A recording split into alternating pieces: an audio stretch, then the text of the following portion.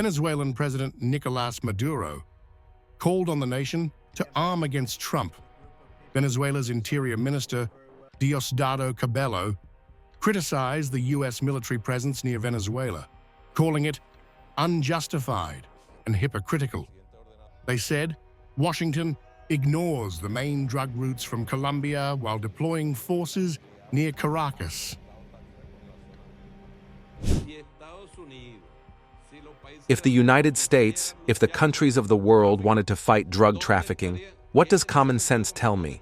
Where would all the military, naval, and air forces be deployed to fight drug trafficking coming from Colombia?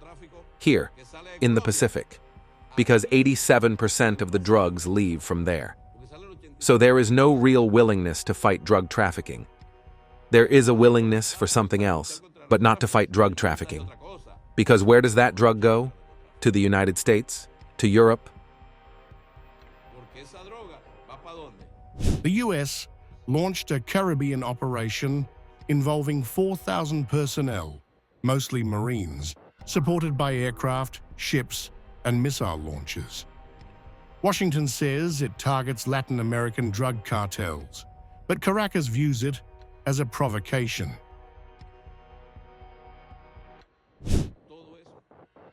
All of this is tainted by the personal ambition of someone who doesn't have the votes, but wants power because their family told them they would be president at some point. I'm referring to Maria Corina Machado, who has no scruples or shame of any kind to make alliances with criminal or drug trafficking groups. I repeat, when the New York Times says it, they will believe it.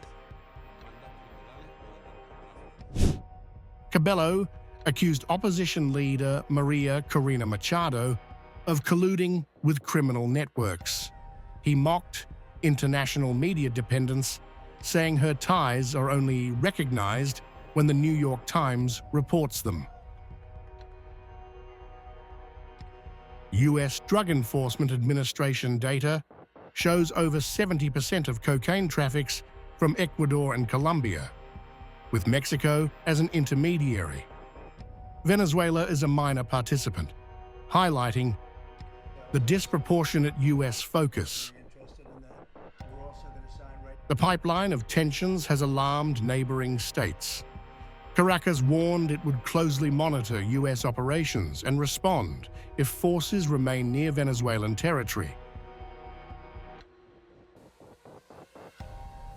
Maduro framed the U.S. move as an attack on Venezuelan sovereignty, calling Washington's actions intrusive while asserting the nation's refusal to bow to foreign pressure amid growing Caribbean tensions.